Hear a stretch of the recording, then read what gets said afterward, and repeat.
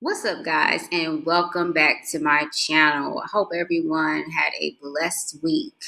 So, before I get started with this, I want to say that the mission of biblical astronomy is to study and research the signs in the heaven that are relevant to biblical prophecy. Once again, let me repeat myself that the mission of biblical astronomy is to study and research signs in the heaven that are relevant to biblical prophecy. And that's all I'm doing here. So I understand that, when you start talking about the signs, the zodiac signs, that people have put up a mental block because they associate it with horoscopes, tarot card reading, mediums. I understand that. But what I am presenting to you today is biblical prophecy and how it relates to the stars and the role that they play in it. Okay. Each one of the stars, well, not the stars, but each one of the signs, the zodiac signs, they are allotted to a time in prophecy. Just go ahead and remove out your head the mythical characters and the horoscopes and all those things. Put that to a side because that is a distraction for you understanding that the Most High put in the skies the whole story of the redemption. He put in the skies how the Messiah would come into the world the first time, and it's in there how he would return the second time. All of that is in the clouds, in the heavens, right? It's a distraction. Everything else is a distraction so that you would not connect with that, right? So the heavens declare the glory of the Most High, and the firmament show his handiwork. Day unto day uttereth speech, and night unto night showeth knowledge. And many of us have read that and never really understood what it meant. When I used to read it, I would say, yeah, the clouds, it's nice. Yeah, I could tell, the Most High created it, but never really thinking about what that was saying. And here you find in Romans, for the invisible things of him from the creation of the world are clearly seen, being understood by the things that are made, even his eternal power and Godhead, so that they are without excuse. Let me say that again. So that they are without excuse. So not only did the Most High leave written records for us, he went a step further and put the whole plan of salvation in the skies. He put the whole plan of salvation in the skies.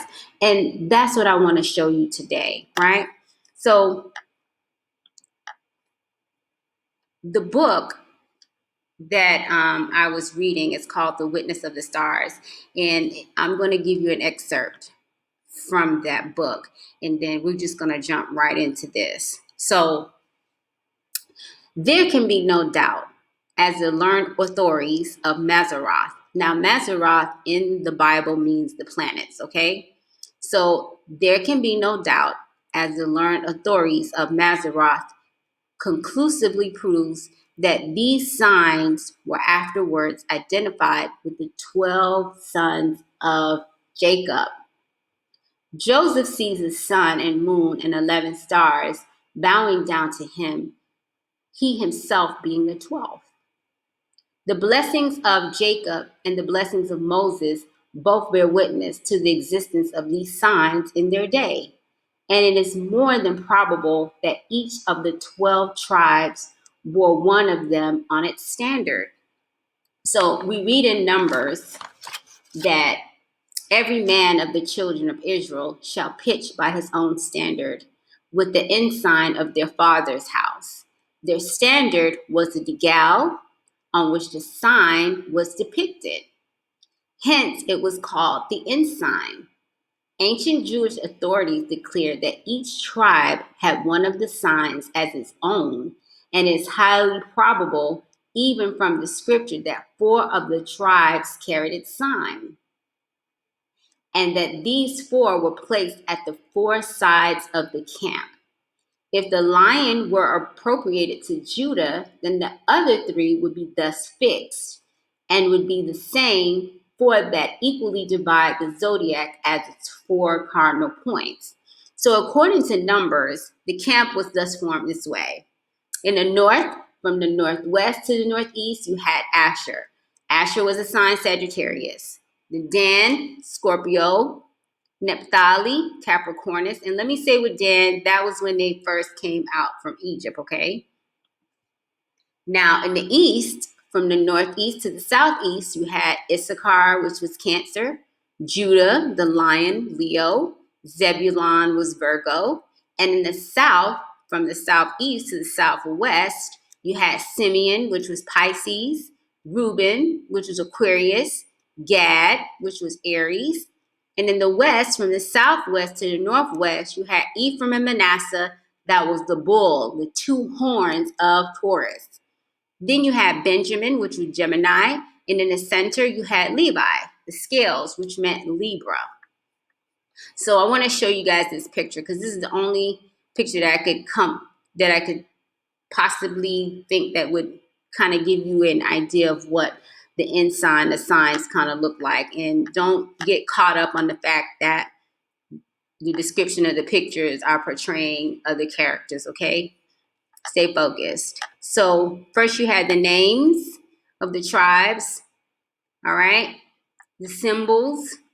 Then you had the Hebrew name. Now, I'm not versed in Hebrew, so I don't know if it's ancient Hebrew or it's what they're using now. I don't know. Then you had the stones. Now, we're familiar with the stones. These stones also tied into each tribe. Then you have the symbols for the different signs. And here you have their names in Hebrew again, right?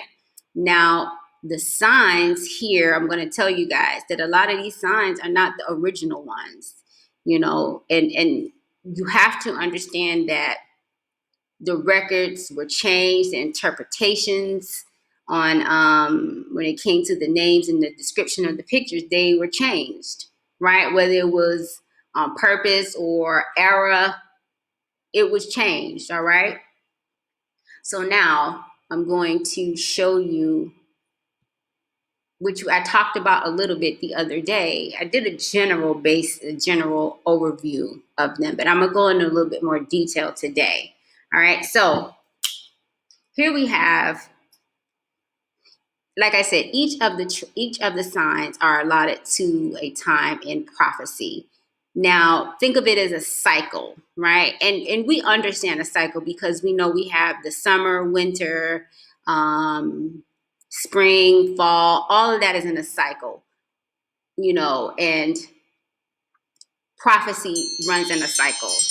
Sorry about that, guys. Prophecy runs in a cycle. So here we have the beginning of prophecy starts with Virgo and it ends with Leo. Let me say this again. It starts with Virgo and it ends with Leo, right? Now, under his first coming, there are different signs and months that are allotted to this prophecy. So for Virgo, that's the beginning, like I said. This falls in line with his first coming. You have Virgo, Libra, Scorpio, Sagittarius. Those are the signs and the months that go with his first coming. And I'm going to explain it a little bit more, okay? Then for the redeemed, this was, you know, after he came, the sacrifice. These go with Capricornus, the blessings, Aquarius, the blessings, Pisces, the blessings, Aries, the blessings still. And then you have this last part, which is about his second coming. And here you have the signs that are under this is Taurus, Gemini, Cancer, and Leo. Because you remember I told you the prophecy ends with Leo. And these are the ones that I want to focus on today. The Redeemer, the second coming. Okay? These are the ones that I'm going to focus. But before I go into those, I'm just going to give you some background knowledge into the first one, which is Virgo. Okay? I want to talk a little bit about that one because I need to build a story so that you have what you need so that you guys can go and take the information and go and research it yourself, okay? This information that I'm presenting to you, you go take it and go and research, all right? And you know, it's not for everyone. This information is not for everyone. Some people are going to get it, some people will not get it. But I do know in Proverbs it does say it is the glory of the Most High to conceal a thing, but the honor of kings is to search out a matter. So just be a detective. Think of yourself as a detective, right? And you're trying to put the pieces of the puzzle together because you know that a lot of information was changed. You know, a lot of the characters were changed. You know that some information is missing, and you know that no one has all of the information. There's no one that knows everything, right? So when you're doing your research, go into it with a mindset to learn, to figure out, put the pieces of the puzzle together. Don't go into it with a mindset to just have an argument, right? Don't do that. You're going to miss the whole point. So let's talk a little bit about Virgo, right? This was the prophecy of the promised seed of the woman. Now, this prophecy happened under this constellation of Virgo, right? Let me repeat that. The prophecy of him coming to the world as a baby and what he would have to go through and the second coming is all prophesied under this constellation of Virgo, right? Now, I'm going to talk to you a little bit about coma, right? Coma in Hebrew means desired, but the Greeks had another name for coma, and their name was Kome, which meant hair. So when you see the constellation, which is this right here, they put up a picture of a woman's wig. Now, this is not the original picture because the definition says desire, meaning the desire of ages, right?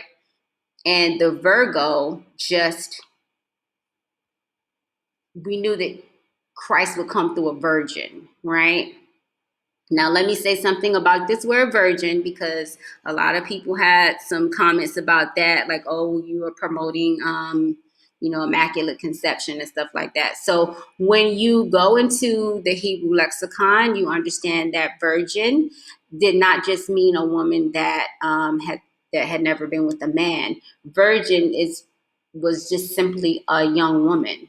Even if she was married, she would be considered a virgin, okay? So that's all I'm going to say about that part. So anyway, I want to go into this first constellation. So within Virgo, Virgo has three constellations, right?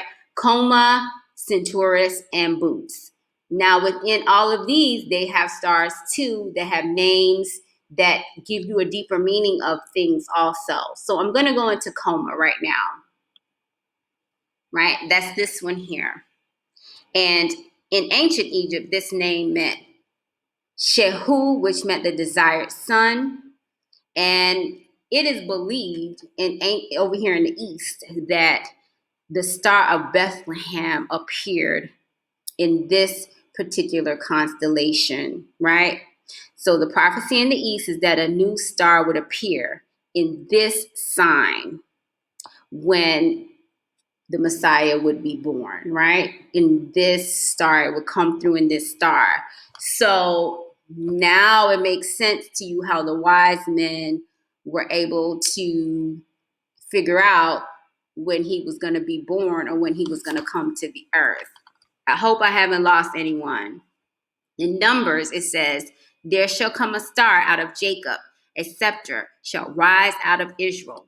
So pretty much the wise men, which were magi from the east, they were priests from the country where Daniel, remember Daniel, thousands of years earlier, they were priests where Daniel and the children of Israel had been led captive. Part of their culture was to be schooled in the study of the stars. So Daniel was made the chief master over all the wise men and astrologers over Babylon. These men, thousands of years later, come from that same country that Daniel was over. He was the chief astrologer. And Daniel could have identified to these men the promise of the coming Messiah. So this is showing you, and this is reminding you that our people always use the constellations to determine prophecy. All right. These wise men were watching the constellations, and that's how they were able to know when the Messiah would come to earth. Right. So let me show you guys this. Here, now remember I told you the star of Bethlehem, right? It is believed that it was shown in this constellation, right? Here. So if you plug in the coordinates, let's say you plug in the coordinates based off of what we have here, right? So longitude would probably put us around what? 35. And then latitude around 30. So if I come over here and we plug them in around that 35, like I was saying, and around that 40 or 30, it would bring you to the land of Jacob. It would bring you down to Bethlehem in that area, right? So all you would need is that information, the longitude and latitude, to guide you where the child was supposed to be born. Now remember, all of this was prophesied under that constellation of Coma, the desired of all nations. And another thing that just will help you is that everyone, all the nations was looking towards this. They were versed in reading the stars. Now, of course, you know, they were going off and doing other things with it, right? But they were versed in this stuff. It says in Idumea, and Job says Idumea during that time, the knowledge of astronomy was going big during that time. So they were looking. Herod and all of them were looking because they remember they wanted to kill the baby, right? So I hope this is, making some sense, right? I'm not going to go over this Centaurus one because I did that the other day, but I want to talk about Boots because Boots, this means the coming one. This means the coming one, right? And I'm going to pull him up so you can take a good look at him. This is still all under Virgo, right? Let's take a look at Boots. The picture is good for him today, right?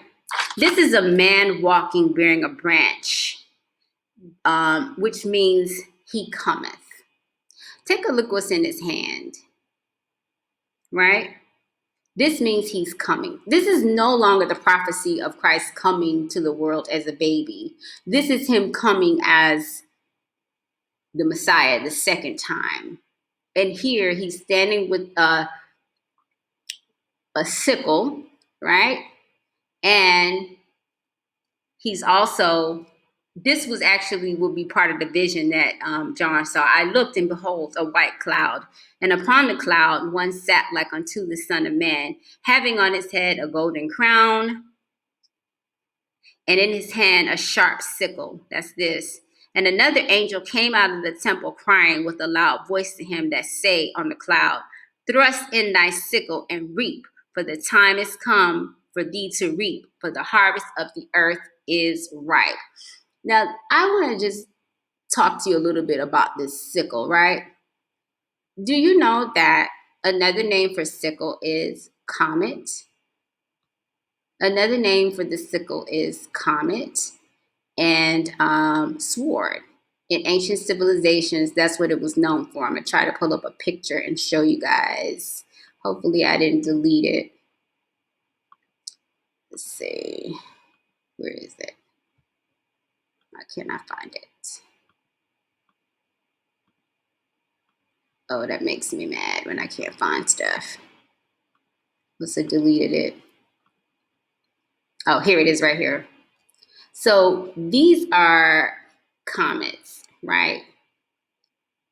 And the ancient civilizations, whenever comets were coming to the world, they always meant like some type of destruction, right? It's only, us today, we see it on, the satellites and stuff, and we're like, oh, these little comets. No, they were always bringing destruction. If you look back and do some research on Sodom and Gomorrah, you know that a comet was seen in the air before the destruction happened. So here you see the angel is telling him, thrust down your sickle into the earth. And all we see now is all these different, all we're hearing about now is all these different comets that are coming to the earth. Over here, I have some I'll probably show you guys. Here's Swan right here. If I pull it up, you can see it. Here's Cora. If I pull them up here, you can see them, right? You can see them coming. So I want to say to you guys, the least of your worries should be about the coronavirus, the chip, and vaccinations and all those things. I'm not telling you not to be concerned about that, but I'm saying those are the least of your worries. But with this information that I'm giving to you, it's empowering. It should build your faith. You should know that the battle has already been won. It's foretold in the stars. All right, so let's move back. So now that you know all of these things happen under this Virgo constellation. Now I did a little bit more digging, and I also came across some information where, some astronomers are basically saying that the Messiah was born August 21st, 7 BC. Now, I am going to submit to you today, just off of my own little research, that you guys, I'm not even hitting the surface of this stuff. This is just baby stuff, right? Really. NASA and all of them know exactly when the Messiah was born because of the time that star came out. That star was a new star, had never been seen, right? So you could go back in and do the math, and you could figure out the time that he came to the earth. So they're saying he came in August, but all these Christians, everybody all over the world is celebrating December, which we know that's not when he came to the earth. But if he was born in August, right? And if you use the Hebrew calendar, right, that date will fall under Virgo. Now, if you use our current calendar now, it will fall under Leo, which would not support this. But if you use the Hebrew calendar, then that date that they're giving, it would fit in here under this sign. I hope I'm making sense to someone, okay? So now I'm going to go down. Let me say something about this one here, Libra. We know Libra comes after August. And this one here is talking about the atoning work, right? We know Days of Atonement all happen under this sign. So, like when people were leaving comments like, oh, be careful, blah, blah, blah, blah, down below. I'm like, well, how do you determine the holy days? How do you know when you do those days? Or, how do you know when the feast days are? Because this information that I'm giving you, you can go and take the holy days and plug them in. And then remember what I told you about the different definitions and the functions of the different signs and constellations, and you tie it in, it matches right up with the holy days. Because we know with the holy days that the holy days, the high holy days, what is happening in heaven is happening on earth. What's happening in earth is happening in heaven, okay? So, I mean, like, you guys, all I'm giving you is information. You take this and you put the pieces together. So now I want to go into the last part, which is, which is important for us today, which is the second coming, right? So let me pull up my notes. Here we have Taurus, right? This is Taurus. It means the coming judge of the earth. Now, what I thought was interesting is that the months or the stars that are under the second coming, which is Taurus, Gemini, Cancer, and Leo. Well, it just so happens that we right now are here, right? Taurus. That's where we are right now. The day that I'm doing this lesson, this is where we are. Okay? So, Taurus was the Messiah coming, the judge of the earth, right? So, I'm going to pull up the picture of Taurus for you. Hopefully, you can see it.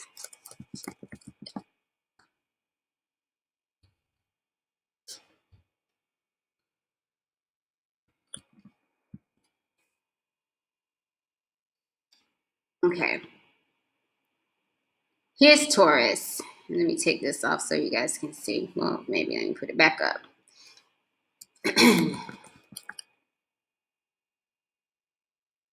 Right. Here's Taurus right here. The picture shows a bull, and it has these two horns.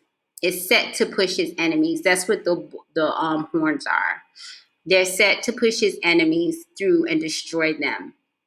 Now, in Chaldean language, Taurus meant Tor. In Arabic, it meant Althar. And in Greek, it meant Taurus. Now, some of the common Hebrew names for it meant Shur, which meant coming and ruling. And then in this particular star, there's a constellation called Aldebaran, right? Which means leader or governor. So right here, that's that star that you're seeing in Taurus in this constellation, which means leader or governor, right? Now, the star at the tip of his horn here, that means in Arabic, that is El Nath, which means wounded or slain. Wounded or slain, okay? Now, this one here, this is called Pleiades, or Pleiades, however you know how to pronounce it. This one means congregation of the judge. Congregation of the judge. And if we go here to, let's see, Job 9:9, it says, which maketh Arcturus, Orion, and Pleiades, and the chambers of the south. So it's basically just referencing this particular star, okay? Now, one thing I want to say about this star is that the two tribes, Ephraim and Manasseh, they are assigned to this particular sign, right? So if you do a little bit of digging, you understand that the Most High is basically saying here he's going to use Ephraim and Manasseh to help him take down his enemies. And let me pull it up here. Let's see. Oh, that's not it.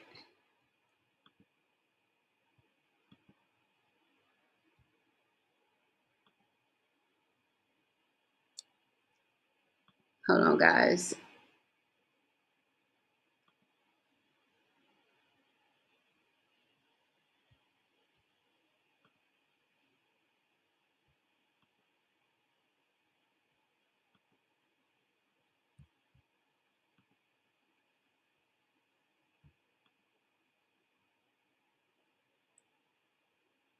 All right, here it is.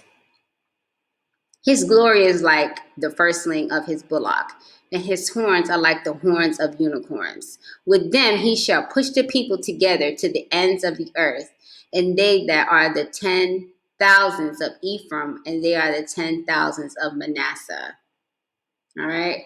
So here, under this particular sign, the Most High is using those two tribes. And I don't know if you guys, and to me, it supports. Now, there's a difference between fact and opinion, but in my opinion, the message that Big Judah, Elder IL, and Elder Sabayo and Tony and D are bringing out on their channels support this. You know, with the 10 tribes, the information that they're bringing out with the second stick. You know, I'll put I have down below end time playlist. Click on that. You can go to your pages and find out what I'm talking about with the first and the second stick. All right. So let's move into this constellation of Orion, right? Let's move into Orion. Now, Orion just means the coming prince. All right. And you see him here, right? And don't get caught up in the fact that, you know, it's a man running around in a short skirt. You know, these are the pictures that they put, but this is not, like I said, these are not the original pictures, all right? So Orion was anciently spelled Orion, Oarion, from the Hebrew root, which means light. So Orion means coming forth as light. And here we see reference to Orion right there in that scripture, Job 9:9. Now, his foot is on the enemy. Now, you may or may not see the enemy in this picture, but I want to point out the stars that were the constellations that are in Orion, because these help you get a deeper meaning of the prophecy, okay? So here you have Bellatrix. That means quickly coming. See, it's giving you the person, not the characteristics or the function, right? He's quickly coming, right? Then you have Regal right here. Now, Regal is the foot that crusheth. This is the foot that crusheth the enemy. And then this one here is Beetlejuice. You guys remember that movie, Beetlejuice? Beetlejuice means the coming. That's all it means, is the coming, right? And you see a little sword here. And sometimes you see these swords like just in random places, right? So remember I said regal, this star here, was basically, it just meant the foot that crusheth. So you may ask, what exactly is that foot crushing? So I'm going to take you to the next constellation that is in Taurus, all right? Let me pull it up. It's called Eradnus. All right. This is Eradnus. This looks like a snake, right? But it's not a snake, guys. It's called the River of the Judge. This is the river of wrath. Now, remember, his foot was crushing this. This is the river of wrath, breaking forth for his enemies. So, guys, this is the lake of fire, pretty much. This is where his enemies are going to go, in this lake of fire. This is the final judgment, where the wicked will be placed in the lake of fire. So remember that one scripture said, I beheld till the thrones were placed, and one that was ancient of days. Let me pull that up and see if you guys can see that. Here we go. I beheld till the thrones were cast down, and the ancient of days did sit, whose garment was white as snow, and the hair of his head like the pure wool. So remember I told you about the descriptions, that clearly this picture that I'm showing you is not this description. But the meaning, I want you to focus on the meaning. His throne was like the fiery flame, and his wheels as burning fire. And here in verse 10, a fiery stream issued and came forth from him. Thousands ministered unto him, and 10,000 times 10,000 stood before him. The judgment was set, and the books were opened. Guys, the books are opened. The books are opened. Woo! This is Aradness. This is the lake of fire, guys. This is the lake of fire. And if I pull in here, let's see.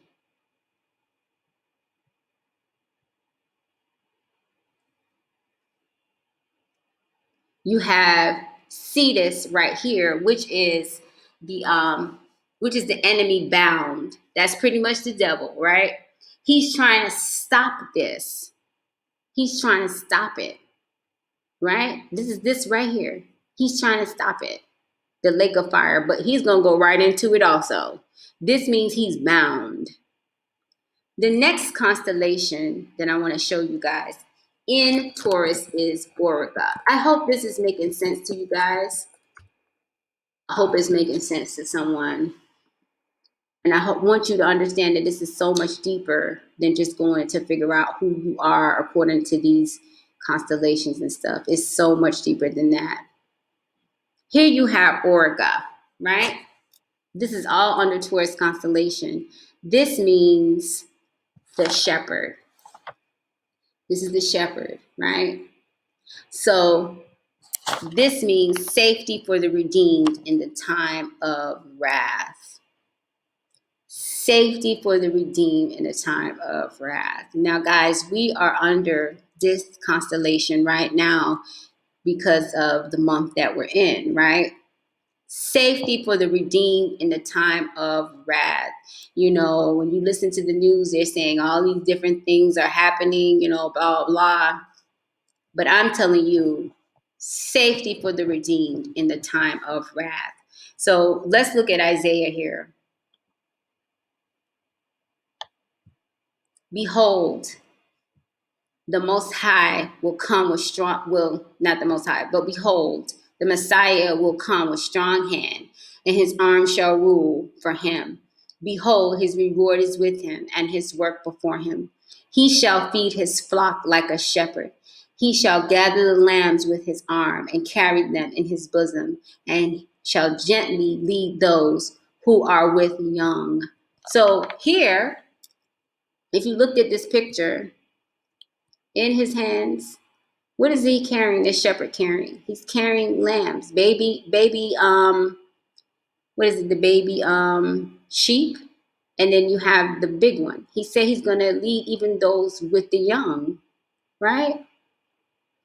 This is awesome, guys. I don't know about y'all, but this is awesome. Then when you take a look here at Jeremiah, it says, and I will set up shepherds over them, which shall feed them, and they shall fear no more, nor be dismayed, neither shall they be lacking, saith the Most High. Guys, these are promises to us that doing all these things that are happening and coming on the earth right now, these are promises that we should be fed and we should not fear no more. He is showing you here, I'm coming. This battle is already over with. It's done. It's over. So all of that is under Taurus. For Gemini, let me pull up Gemini so you guys can see what that is. We know when Gemini falls.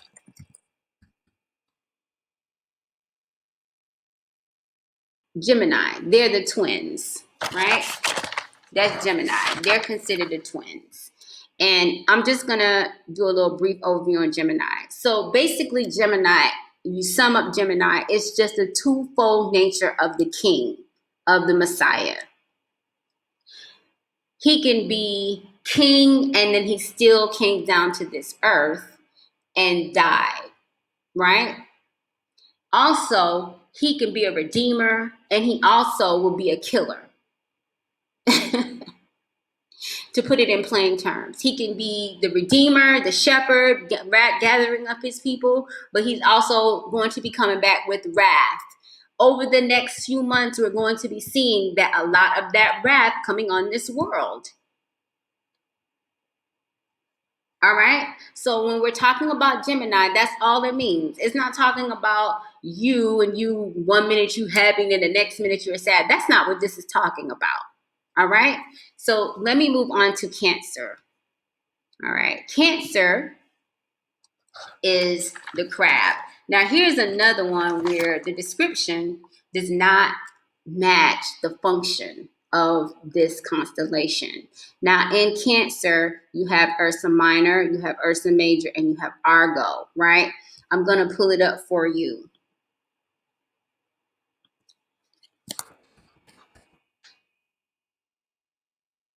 Remember, these are all the end time ones. And it just so happened that we are going into those months.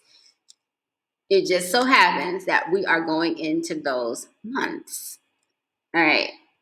These are satellites, guys, that you're seeing here. These green things are satellites. All right, so here's Cancer. This means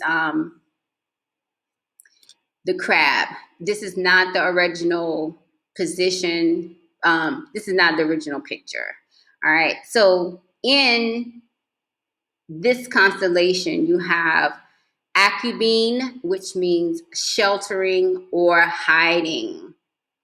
What does it mean, guys? It means sheltering or hiding, right? Cancer is in June. That's coming up in June, right? Now remember, go use this according to the Hebrew calendar, all right? So sheltering or hiding place. That's what it means in Hebrew and in Arabic. Then you have another star in this constellation called Malaf. In Arabic, it means assembled thousands. And then you have another one which means Al Himarion in Arabic, and I probably messed that whole name up. That means the kids or the lambs.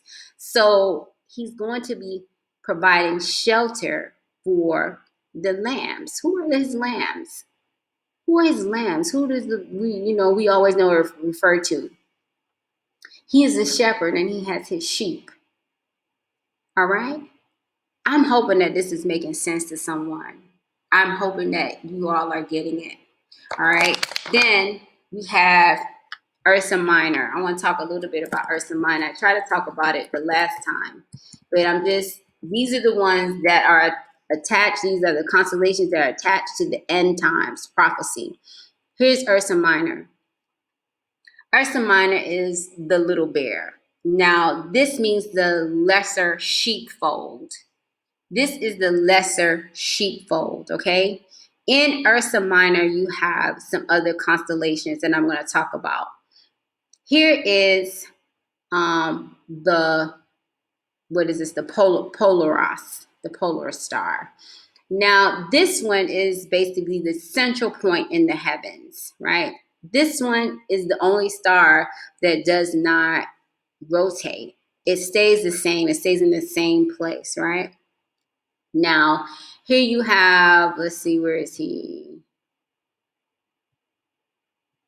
Draco, which is the devil, that old serpent, Draco. He used to hold this center position, right?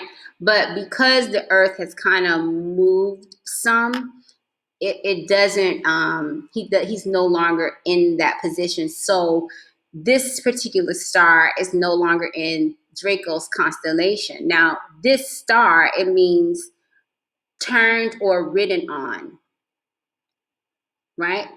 And now it is in the constellation with the lesser sheepfold.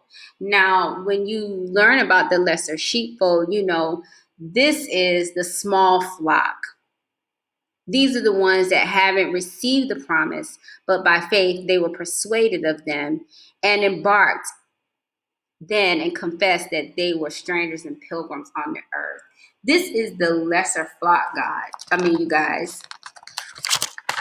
This is the remnant. This is the lesser flock.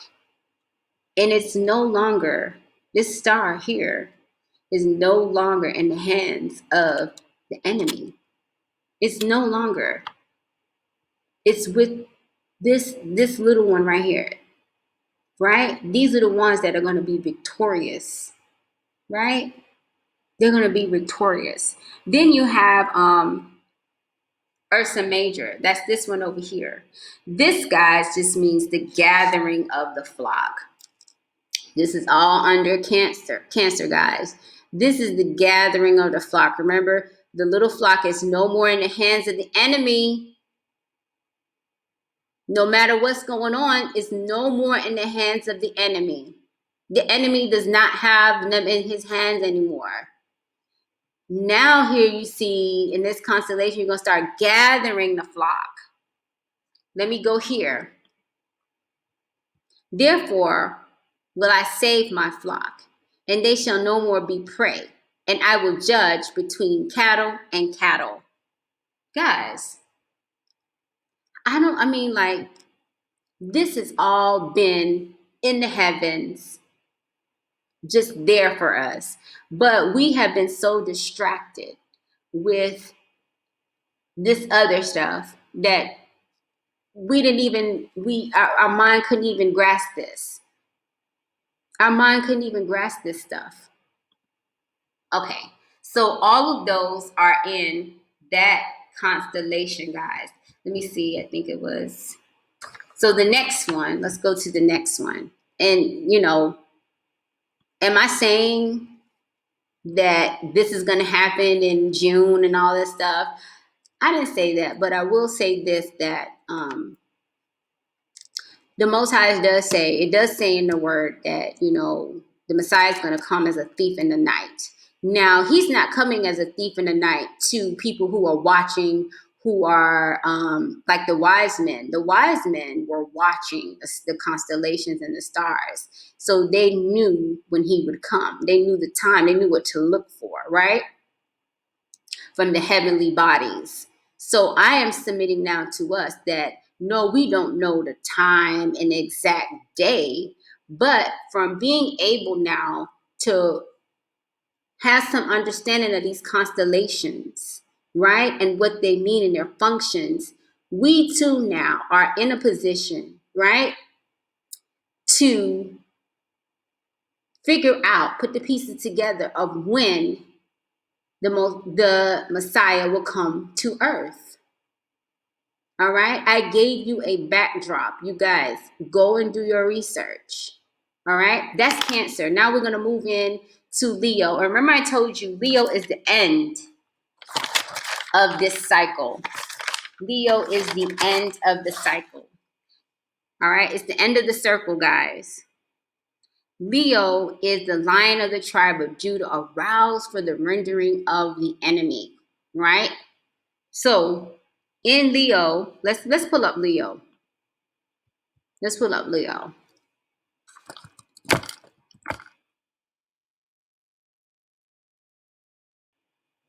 Look at him. Now, if you take a look at this description, you see him, he has his mouth open, right? Leo is hunting down his prey. This is what this means. He's hunting down his prey. Numbers, it says here, let's pull it up.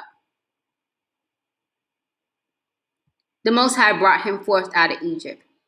He has it as it were the strength of a unicorn. He shall eat up the nations, his enemies, and shall break their bones and pierce them through with his arrows. All right, so here, when you think about Leo, remember that, the Lion of Judah, remember that text where it says Judah is a lion's whelp. From the prey, my son, thou art gone up. He's stooped down. He's couched as a lion. And as an old lion, who shall rouse him up? You guys, I love this one. Because when the Lion of the tribe of Judah is roused up, the Most High shall go forth, and as a mighty man, he shall stir up jealousy like a man of war. He shall cry, yea, roar. That's what's going on here. He shall prevail against his enemies. So, you guys, this is the end. This is the end, right? This is the end. You have in this constellation Hydra, the serpent. And this is when that old serpent, the devil, is destroyed under this particular constellation. This is Hydra right here, that snake. And you can see he's going after him, right? Then you have Corvus, the crown or raven. Corvus, that sounds very familiar, right? But let's look at Corvus.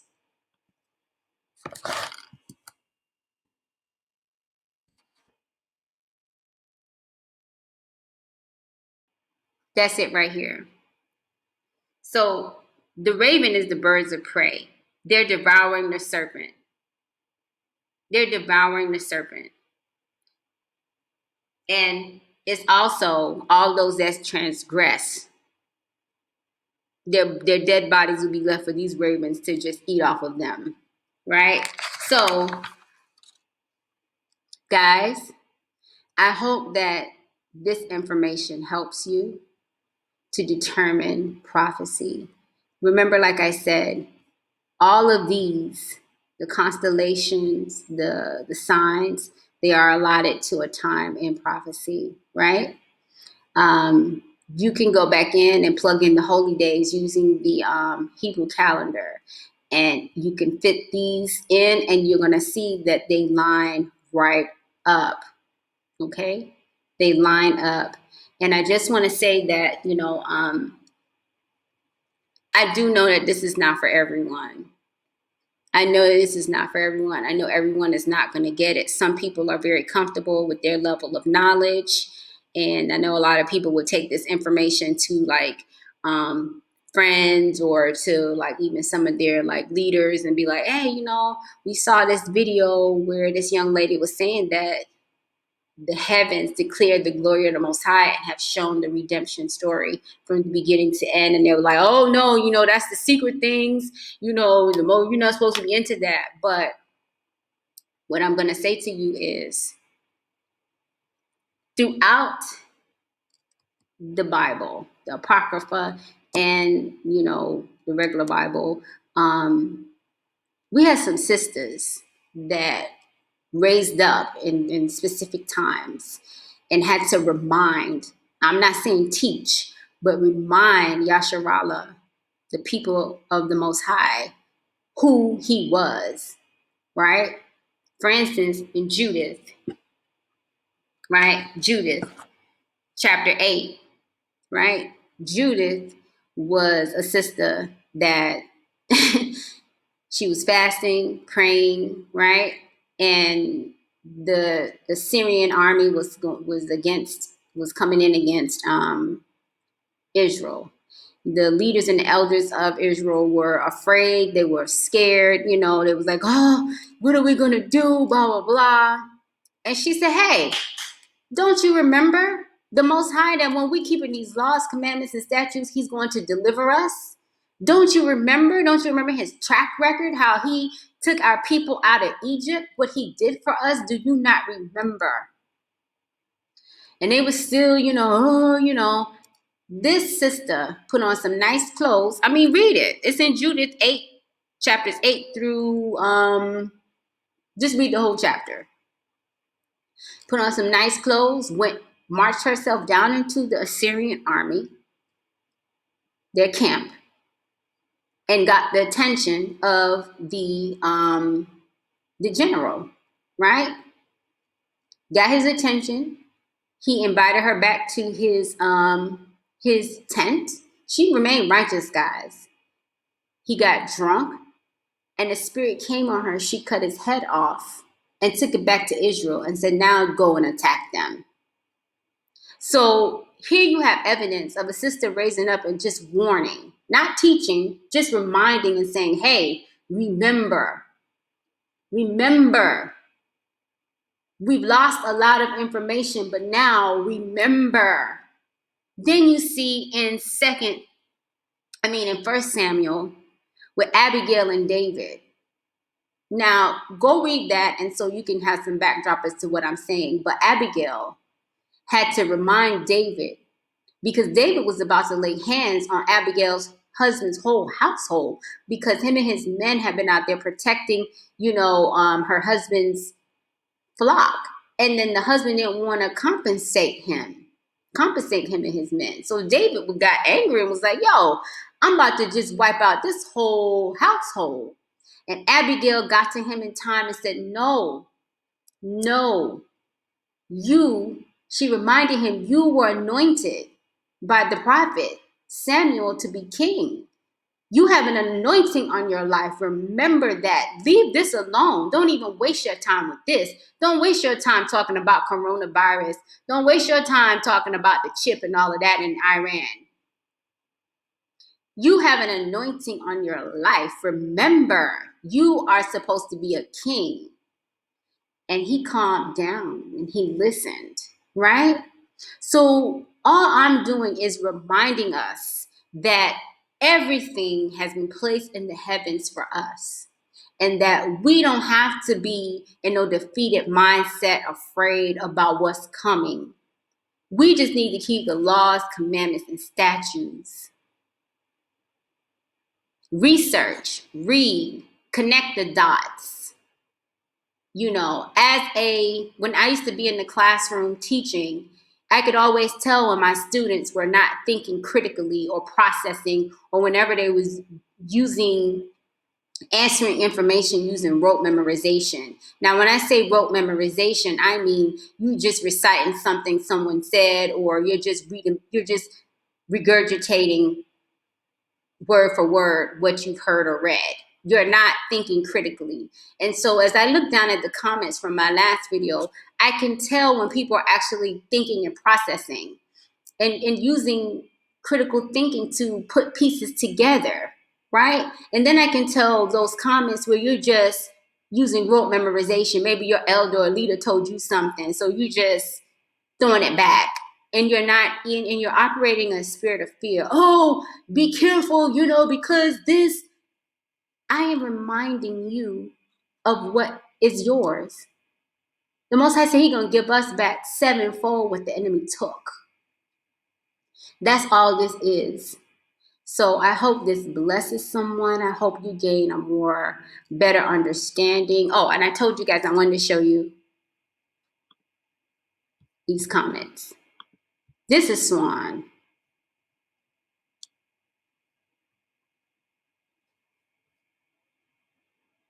Let me pull it up for you. I want to show you the comments, right? Because like I said earlier, the least of our worries is about Iran and about some of this other stuff that, they're saying now. You guys, when these things come into our atmosphere, they have such an electromagnetic field to them that it's going to look like the rapture, guys. They're like, it's a magnet. It's going to like be pulling people right up out their house. You know what I mean? Men's hearts are going to fail. When these things come into your atmosphere, they're cutting electricity. They raise havoc. They bring sickness, illness, diseases, right? So and this is it right here. That's Swan, right? Cora, that's another one that's out there. So what I want to say to you, when we start seeing all these signs and wonders coming from the skies, like they just had one in Africa the other day, an asteroid that came down. It was an asteroid or meteorite, one of those that came down. So my thing is, guys, when these things start happening, remember, it has already been written in the skies for you. The battle has already been won. You guys, when if I'm counted worthy to stand before, the Messiah when he comes and I make it over, and you guys, if you make it over, hey, y'all come find me in the new kingdom. Come find me in the new kingdom. Anyway, you guys, be blessed. Have a blessed Shabbat, and I'm praying for each and every one of you. All praise.